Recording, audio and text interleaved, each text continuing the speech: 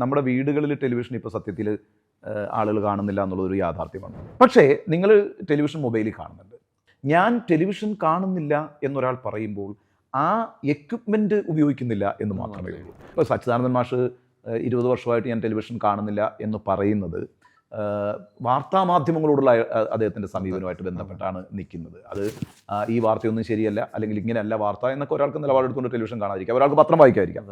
ഈ പത്രമൊന്നും ശരിയല്ല എന്നൊരാൾക്ക് നിലപാടെടുക്കാം. ഞാൻ അങ്ങനെ കാണുന്നുള്ളൂ അതിനെ. അതൊരു ഗൗരവമായ പ്രസ്താവനയായിട്ട് ഞാൻ കാണുന്നില്ല. അത് ഞാൻ പ്രവർത്തിക്കുന്ന ഒരു മേഖലയായിട്ട് ബന്ധപ്പെട്ട ഒരാൾ നെഗറ്റീവായ ഒരു കമൻറ്റ് പറഞ്ഞതിൻ്റെ ഭാഗമായിട്ടല്ല. അത് ചോദിച്ചത് നന്നായി. കാരണം നിങ്ങൾക്ക് ഇപ്പം ഞാൻ സച്ചിദാനന്ദൻ്റെ കവിത വായിക്കാത്ത ഇപ്പം 3.5 കോടി ജനങ്ങളുണ്ടല്ലോ കേരളത്തിൽ. 3.5 കോടി ജനങ്ങളിൽ സച്ചിദാനന്ദൻ്റെ കവിത വായിച്ചിട്ടുള്ള എത്ര പേരുണ്ടാവും?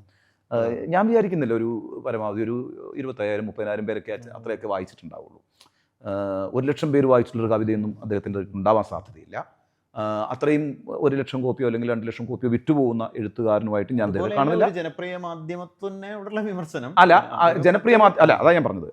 പിന്നെ എന്ന് പറയുമ്പോഴത്തേക്കും ഇപ്പം പിന്നെ മുട്ടത്ത് വർക്കിയുടെ നോവലുകൾ അല്ലെങ്കിൽ കാനത്തിൻ്റെ നോവലുകൾ എന്നൊക്കെ പറഞ്ഞാൽ, അല്ലെങ്കിൽ പൈങ്കിളി സാഹിത്യം എന്നൊക്കെ പറഞ്ഞ നോവലുകൾ വിറ്റഴിയുന്നത് പോലെ സച്ചിദാനന്ദൻ്റെ കൃതികൾ വിറ്റഴിഞ്ഞു പോകണം എന്നല്ല ഞാൻ ഈ പറയുന്നത്.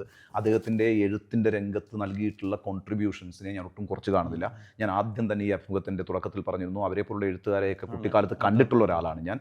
അവരുടെ കോൺട്രിബ്യൂഷനെ ഞാൻ കുറച്ച് കാണുന്നില്ല. പക്ഷേ ചില മേഖലകളിൽ സംബന്ധിച്ച് നടത്തുന്ന ചില സ്റ്റേറ്റ്മെൻറ്റുകൾ ഈ സൊസൈറ്റിയിൽ ചില ഇമ്പാക്റ്റുകൾ ഉണ്ടാക്കും.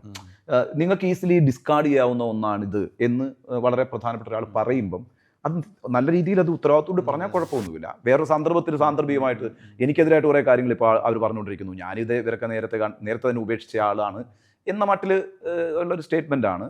അല്ലാതെ തന്നെ ടെലിവിഷൻ വിമർശനം അദ്ദേഹം ഗൗരവത്തോടുകൂടി നടത്തിയിട്ടൊക്കെയാണ്. അത് വിമർശിക്കപ്പെടേണ്ട ഒരു മേഖലയുമാണ്.